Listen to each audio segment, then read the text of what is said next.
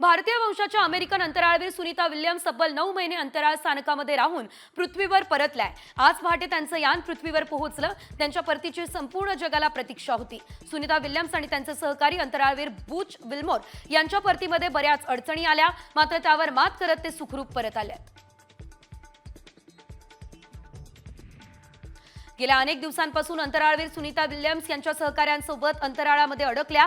आता त्या परतल्या तर त्या भारतात येण्याची शक्यता आहे, कारण पंतप्रधान नरेंद्र मोदींनी सुनीता विल्यम्स यांना पत्र लिहिलं आणि भारत भेटीचं आमंत्रण दिलं।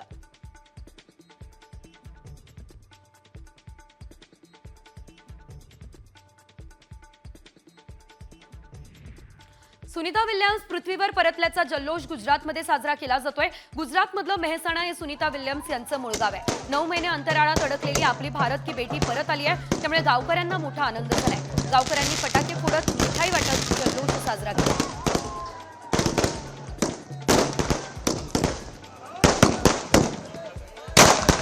एमपीएससीच्या उमेदवारांची प्रतीक्षा अखेर संपली। महाराष्ट्र लोकसेवा आयोगानं विविध संवर्गातील एकूण 385 जागांसाठी जाहिरात प्रसिद्ध केली। नागरी सेवा राजपत्रित पूर्वपरीक्षा 28 सप्टेंबरला होणार आहे।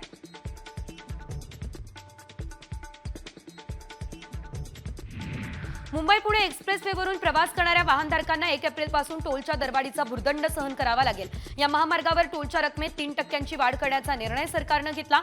फास्टॅग नसल्यास दुप्पट टोल सुद्धा भरावा लागणार आहे।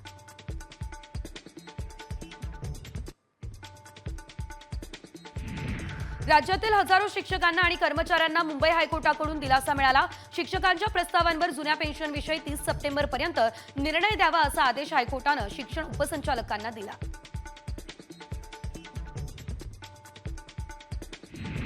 मुंबईकरांचा पाणी प्रश्न लवकरच सुटणार आहे, कारण पाणी टंचाई दूर करण्यासाठी राज्य सरकार मोठं पाऊल उचलणार आहे। अधिवेशन संपताच राज्य सरकार या संदर्भात निविदा सुद्धा काढणार आहे। त्यासाठी महापालिका आयुक्तांना निर्देश दिले जाणार अशी ग्वाही उद्योग मंत्री उदय सामंत यांनी विधान परिषदेमध्ये दिली आहे। नवी मुंबईमध्ये मुंबईमधील तिसरं विमानतळ उभारलं जात आहे आणि या विमानतळामुळे नवी मुंबई आणि परिसरातील प्रकल्पग्रस्तांना नव्या रोजगाराच्या संधी उपलब्ध होणार आहे। नवी मुंबई विमानतळाच्या धावपट्टीवर नुकतंच विमानाची उड्डाण चाचणी घेण्यात आली आहे। हे विमानतळ लवकरच कार्यरत होणार आहे। विदर्भातल्या 5 जिल्ह्यांचा पारा 40 अंशांवर गेला। चंद्रपूरमध्ये राज्यातील उच्चांकी 40.6 अंश सेल्सिअस इतक्या तापमानाची नोंद झाली। अकोला, गडचिरोली आणि वाशिममध्ये तापमान 40 अंशांच्या पार गेलं। नागपूर आणि वर्धा या ठिकाणी कमाल तापमान 39 अंशांच्या पार गेलं। राज्यात उन्हाचा चटका आणि उकाडा तापदायक ठरतोय। राज्यात अनेक जिल्ह्यांमध्ये पुढचे 3 दिवस अवकाळी पावसाचा इशारा आहे। विदर्भात अकोला आणि अमरावती वगळता सर्व जिल्ह्यांमध्ये येलो अलर्ट आहे। वादळी वाऱ्यासह पाऊस आणि गारपीट होण्याची देखील शक्यता आहे।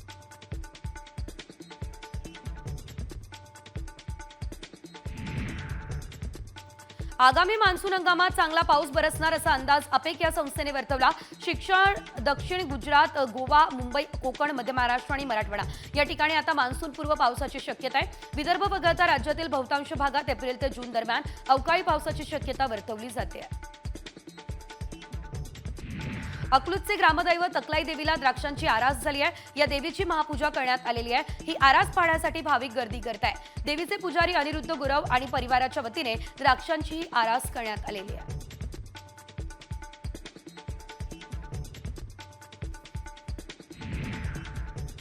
नाशिकमध्ये आज रंगपंचमी साजरी होणार आहे आणि आज रहाडीमध्ये रंगपंचमी साजरी करण्याची परंपरा जी आहे ती जोपासली जाणार आहे। जुन्या नाशिकमधील 7 रहाडींमध्ये रंगोत्सव साजरा होतो। कॉमस्कोर नुसार आता isakal.com आहे देशातील नंबर 1 ची मराठी न्यूज वेबसाईट। प्रत्येक अपडेटसाठी isakal.com ला नक्की भेट। रंगपंचमीच्या पार्श्वभूमीवर जुन्या नाशिकमधील रस्त्यावरील वाहतूक रात्री 8 वाजेपर्यंत बंद असते। पोलिसांनी पर्यायी मार्गाचा वापर करण्याचं आवाहन आता जनतेला केलेलं आहे।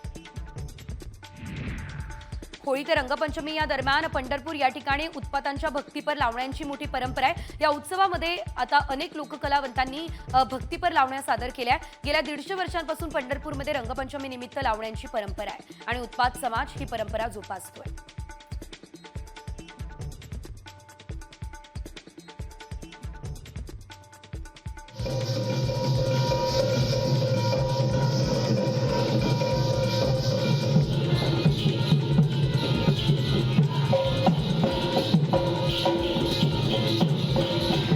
सावित्रीबाई फुले विद्यापीठातल्या मुलींच्या वसतिगृहात दारूच्या बाटल्या आढळल्या.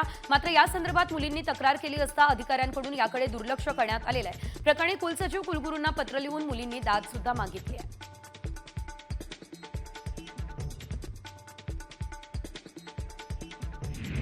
कोस्टल रोड प्रकल्पामुळे मुंबईच्या प्रदूषणात वाढ झाली आहे. मुंबई किनारी रस्ता प्रकल्प प्रदूषण नियंत्रण नियमावलीचं उल्लंघन करत असल्याचं समोर आलं. वायू प्रदूषण नियंत्रण विभागानं याबाबत आता पालिकेला कारणे दाखवा नोटीस सुद्धा बजावली.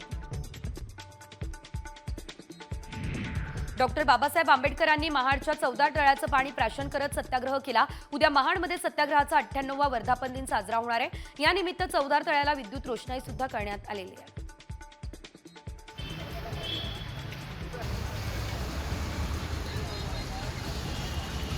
नागपूरमध्ये उसळलेल्या दंगलींदरम्यान जोरदार दगडफेक झाली आणि या दगडफेकीचे सीसीटीव्ही आमच्या हाती लागले. पहिला सीसीटीव्ही शिर्के गल्ली परिसरातील आहे, तर यामध्ये काही तरुण गाड्यांची तोडफोड आणि दगडफेक करताना दिसत आहेत.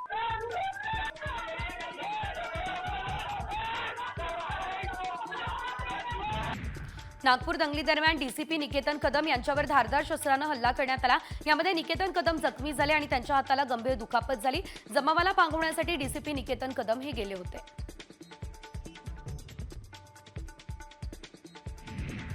नागपूरच्या घटनेमध्ये जखमी झालेल्या पोलिसांची मुख्यमंत्री फडणवीसांनी विचारपूस केली आहे. पोलीस उपायुक्त निकेतन कदम यांच्यासोबत देवेंद्र फडणवीस यांनी व्हिडिओ कॉलच्या माध्यमातून संवाद साधलाय आणि लवकर बरे होण्यासाठी त्यांना शुभेच्छा सुद्धा दिलेल्या आहेत.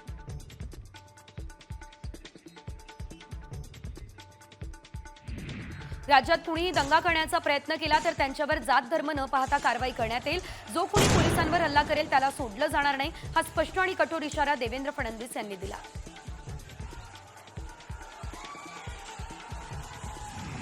नागपूरमध्ये ट्रॉली भरून दगड मिळाले. दंगल घडवण्याचा सुनियोजित पॅटर्न होता असं निवेदन देवेंद्र फडणवीस यांनी दिलं. ट्रॉली भरून दगड आणल्याचा हा व्हिडिओ आता साम टीव्हीच्या हाती लागलेला आहे. मोठ्या प्रमाणात दगड याशिवाय शस्त्र जमा करण्यात आली अशी देखील माहिती फडणवीसांनी दिली. उपमुख्यमंत्री एकनाथ शिंदेंनी विधानसभेत बोलताना काही प्रश्न निर्माण केले. ट्रक भरून दगड, पेट्रोल, बॉम्ब आणि इतर घातक शस्त्र वेळेवर कुठून आली? हा नियोजनपूर्वक कट आहे. एक विशिष्ट समुदायाला लक्ष्य करण्यासाठी आखलं गेलेलं हे षडयंत्र आहे, हा दावा एकनाथ शिंदे यांनी केला.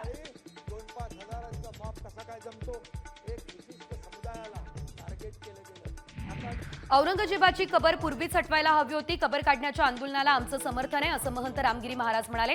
औरंगजेब हा क्रूर प्रशासक होता आणि त्याने मंदिरं पाडून मस्जिदी बांधल्या, त्यामुळे त्याची कबर हटवायला हवी असं विधान रामगिरी महाराज यांनी केलं.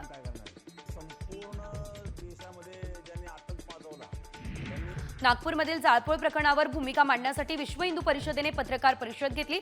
त्यात त्यांनी ज्या लोकांचा हिंसाचारात सहभाग होता त्यांची संपत्ती जप्त करत नुकसान झालेल्या लोकांची भरपाई करावी अशी मागणी केली.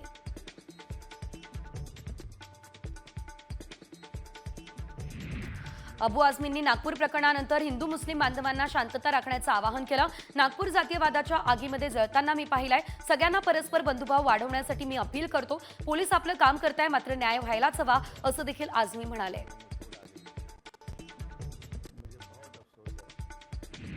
नागपूर घटनेवरून एमआयएमच्या असुद्दीन ओवैसींनी मुख्यमंत्री देवेंद्र फडणवीस यांच्यावर तोफ डागली. ही घटना मुख्यमंत्री आणि इंटेलिजन्सचं फेल्युअर आहे. तुम्ही सत्तेत आहात, तुमची आयडिओलॉजी बाजूला ठेवा, संविधानाचं अनुकरण करा आणि सरकार चालवा असं ओवैसींनी फडणवीसांना उद्देशून म्हटलं.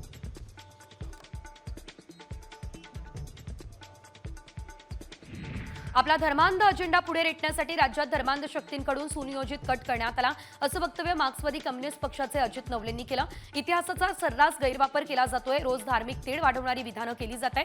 नागपूरच्या दंगली त्याचाच एक भाग आहे असा आरोपही नवलेंनी केला आहे.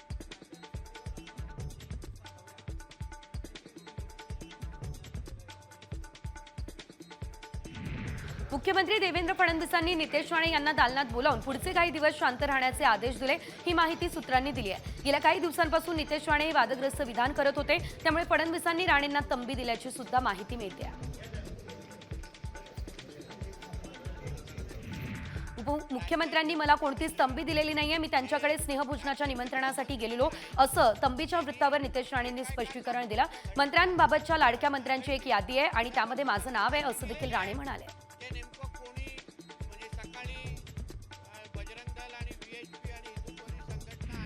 केंद्र सरकार औरंगजेबाच्या कबरीला संरक्षण देत आहे. औरंगजेब तुमचा कोण लागतो असा संतप्त सवाल उद्धव ठाकरेंनी केलाय. भाजपने त्यांच्या झेंड्यातील हिरवा रंग काढावा असं आवाहन ठाकरेंनी दिलंय. डबल इंजिन सरकार जे आहे संभाजीनगरच्या जिल्हाधिकाऱ्यांकडून कबरीची पाहणी करण्यात आली आहे. दिलीप स्वामी हे औरंगजेबाच्या कबरीची पाहणी करण्यासाठी पोहोचले.